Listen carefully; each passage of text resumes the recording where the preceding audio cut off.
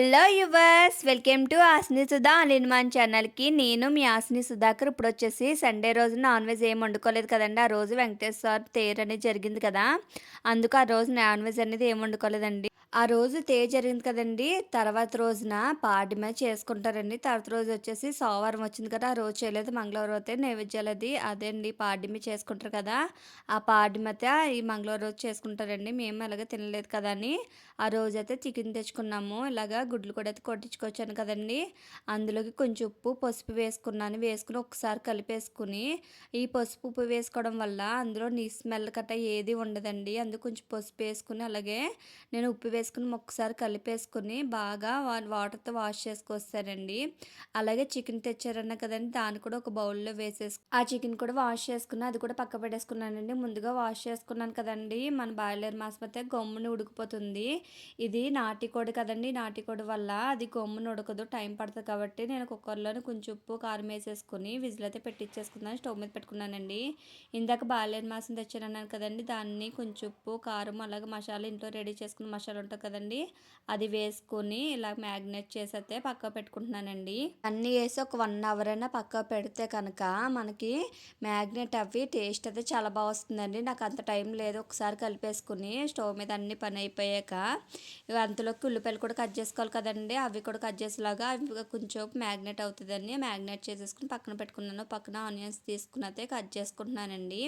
ఈ విధంగా ఆనియన్స్ అన్నీ కూడా ఫ్రైలోకి అలాగే కర్రీలోకి అలాగే బిర్యానీలోకి గట్రా కట్ చేయాలి. ఓ పక్కన నేను ముందుగా వచ్చేసి ఫ్రై పెడతాను కదండి, ఆ ఫ్రైలోకి అయితే కట్ చేసేసి ఆ ఫ్రై అయితే చేసేసుకుంటున్నాను. ఓ పక్కన విజిల్స్ కూడా అయిపోతుందండి. ఆ విజిల్ అయిపోయాక కర్రీ అయితే వేసేసాను. ఈ చికెన్ తెచ్చినప్పటికే 10:30 అలా అయిపోయిందండి. అది క్లీన్ చేసుకుని ఉల్లిపాయలు కట్ చేసుకుని అన్నీ చేసినప్పటికీ నాకు 11 అయిపోయింది. 1 కల్లా అవగొట్టాలి, ఎందుకంటే మా హస్బెండ్ అని డ్యూటీకి వెళ్తారు కదండి, ఆ టైం కల్లా అవగొట్టాలి. ఓ పక్కన కర్రీ చేసేసాను, పక్కన ఫ్రై చేసి పక్క పెట్టేశాను. అన్నీ అయిపోయాక ఓ పక్కన నేను వచ్చేసి రైస్ అనేది కడుగు పెట్టుకున్నాను. ఇప్పుడు ప్లెయిన్ బిర్యానీ చేస్తున్నాను. 2 స్టవ్ మీద 4 ఐటమ్స్ అనేది చేయాలండి. త్వరగా ఒకటి అయినప్పుడు ఒకటి పెట్టేశాను. ఇప్పుడైతే బిర్యానీ టేస్ట్ అన్నీ సరిపోయాయండి. ఇప్పుడైతే కుక్కర్ మూత అయితే పెట్టేసుకుంటున్నాను. ఓ పక్కన ఇది అయిపోతే కరెక్ట్గా టయానికి 1 గంట అయినప్పుడు అవగొట్టానండి అన్నీ కూడాని. అయితే అవుతుందా అవ్వదా అని అనుకున్నాను, ఎందుకంటే ఫ్రై అనేది ఉడకడానికి టైం పడుతుంది, అలాగే కర్రీ కూడా టైం పడుతుంది కదండి. ఎందుకంటే అది మామూలుగా బాయిలర్ మాసం అయితే పెద్ద టైం తీసుకోదు, అలాంటిది మనం పారకూడదు కాబట్టి కొంచెం టైం తీసుకుంటుందండి ఉడకడానికి. ఇలా అయితే ఆ రైస్ అయితే అయిపోయిందండి. రైస్ అయిపోయిన తర్వాత వంచేసాను. పక్కన బిర్యానీ పెట్టాను కదండి, అది కూడా అయిపోవచ్చింది ఆల్మోస్ట్. అది విజిల్స్ వచ్చేస్తే స్టవ్ ఆఫ్ చేసేసుకోవచ్చు. స్టవ్ ఆఫ్ చేసిన తర్వాత అవన్నీ స్టీమ్ అంతా అయిపోయిన తర్వాత హాల్లో అయితే సర్దేశానండి. ఐటమ్స్ అనేది ఏమేమి చేశానో చూపిస్తాను రండి. ఇలా ప్లెయిన్ బిర్యానీ చేశాను, రైస్ అలాగే కర్రీ చేశాను, అలాగే ఫ్రై కూడా చేశాను, అలాగే పెరుగు అన్నీ పెట్టేశానండి ఇక్కడ హాల్లోని. అంతేకాకుండా ఆనియన్స్ నిమ్మకాయలు కూడా కట్ చేసి పెట్టాను. ఇలా అన్నీ సర్దినప్పటికీ హవ్య వచ్చి కూర్చొని చూస్తుందండి, నాకు పెట్టు అంటుంది. పన్న చారులు అన్న అస్సలు దిగవండి, ఇలాంటి బిర్యానీలు చికెన్ అంటే బాగా దిగుతుంది. ఇలా అయితే మేము అందరు కూర్చొని చేసేసిన తర్వాత జోషి పాపనైతే మేము స్కూల్లో తీసుకొస్తానండి. స్కూల్లో తీసుకొచ్చాక స్నాక్స్ ఏదో ఒకటి పెట్టాలి కదండి, అందుకు ఇంట్లో బ్రెడ్ ఉంది, అలాగే యాపిల్ ఉంది. యాపిల్ వచ్చేసి మొత్తం పైన తొక్క తీసిస్తేనే నీట్గా తింటారండి. హవ్య అయితే అసలు తింది, తొక్క అంతా పైన వదిలేసి లోన్ అంతా తినేస్తుంది. అందుకు పైన తొక్క తీసేస్తే వాళ్ళు బ్రెడ్తో అయితే ఆ పక్కన ఈ పక్కన కాల్ చేసేస్తే రోస్ట్ గా చేసేస్తే ఇస్తానండి. వాళ్ళైతే ఇష్టంగా తింటారు, జోష్ అయితే హవ్య కూడా ఇష్టంగా తింటారు. అందుకు ఆ పక్కన ఈ పక్కన కాల్ చేసి కొంచెం నెయ్యి వేసి కాలుస్తారండి, టేస్ట్ అయితే చాలా బాగుంటుంది. ఫ్రై చేసుకున్న బ్రెడ్ అలాగే కట్ చేసుకున్న యాపిల్స్ కూడా పిల్లలకైతే ఇచ్చేస్తానండి. వాళ్ళ దగ్గర కూర్చుని అయితే తినేస్తారు వాళ్ళిద్దరూని. ఇలా తింటుంటే వాళ్ళిద్దరు ఎక్స్ప్రెషన్ చూడండి, వీడియో తీస్తున్నానండి. సూపర్ ఉందని హవ్యని చూసి జోషి చెప్తున్నారు ఇద్దరుని.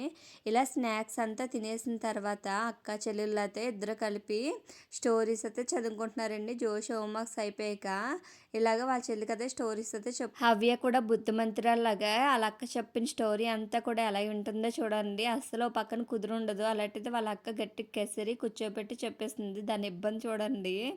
వాళ్ళిద్దరు అలా చదువుకుంటుంటే పక్కన వచ్చేసి బట్టలు మార్నింగ్ వాష్ చేశానండి. నా ఈ డ్రెస్సులు అలాగే మా హస్బెండ్ పిల్లలు అన్నీ ఉన్నాయండి. అన్నీ కూడా మడత పెట్టుకురావాలి. ఈ మడత పెట్టడమే తలకాయ నొప్పండి. నాకు అసలు ఇష్టం ఉండదు. కానీ అలా ఎప్పుడుకున్నా కూడా మనమే కదా మడత పెట్టుకోవాలి. అందుకు త్వరగా అయితే నేను బట్టలైతే ఫోల్డ్ చేసేసుకుంటున్నాను. మన పెద్దోళ్ళు అన్నీ ఈజీగా మడత పెట్టుకోవచ్చండి. చిన్న పిల్లలు ఎలా ఉండవు కదా, చిన్న చిన్న డాయిలు చిన్న చిన్న బనీళ్ళు అనేది ఉంటాయి. అవన్నీ మడత పెట్టాలి. ఇలా అయితే వన్ బై వన్ నాయి పిల్లలు మా హస్బెండ్ అన్నీ కూడా అన్నీ మడత పెట్టేశాను. ఫ్రాక్స్ కూడా ఉన్నాయండి. అన్ని ఫ్రాక్స్ కూడా మడత పెట్టేసి అయితే కబోర్డ్ సర్దడానికి అటుకు వెళ్తున్నాను. ఇలా సర్దేసిన తర్వాత వచ్చేసి పిల్లల కట్ట భోజనం పెట్టేశానండి. భోజనం పెట్టేసిన తర్వాత ఇలాగ నేను ఏబీసీ జ్యూస్ అయితే చేశానండి. అది చేసేసి ముందు వచ్చేసి డబ్బాలో స్టోర్ చేసుకున్నాను. మళ్ళీ స్టోర్ చేసుకున్నాను. అలాగే మళ్ళీ నింపుకున్నానండి. ట్రైలోకి ఐస్ క్యూబ్స్ ట్రై ఉంటుంది కదండి, అందులోకి వేసుకున్నాను. మళ్ళీ కొంచెం అన్ని లిక్విడ్ ఉండిపోయింది. అది మళ్ళీ వేసేసుకుని అయితే మళ్ళీ ఫ్రిడ్జ్లో పెట్టేసుకుని ఒక కవర్లోకి అయితే వేసేసుకున్నాను. చూస్తున్నారు కదా, ఇలాగా ఒక కవర్లో వేసేసి డీప్ ఫ్రిడ్జ్లో పెట్టేసుకుంటే రోజుకి 2-3 క్యూబ్స్ అయితే వాటర్లో వేసి తాగొచ్చండి. హెల్త్కి చాలా మంచిది కదా.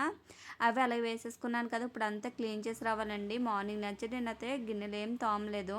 అవి తోముకు రావాలి. ముందు వచ్చేసి స్టవ్ అంతా క్లీన్ చేసుకుంటాను. స్టవ్ మీద అంతా కూడా సామాన్లు అనేది ఉండిపోయినాయి కదండి. ఆ సామాన్లు కూడా ఎక్కడెక్కడ తీసి పెట్టేసి అలాగే బొట్టలో ఉన్న సామాన్లు కూడా గుద్దుకుని పెట్టేస్తానండి. అలా గ్లాసులు స్పూన్స్ ప్లేట్లు అన్నీ ఉన్నాయి కదా, అవన్నీ క్లీన్ చేసేసుకుంటున్నాను. క్లీన్ చేసేసుకున్నతే బుట్ట అంతా కూడా ఖాళీ చేసుకుంటున్నానండి.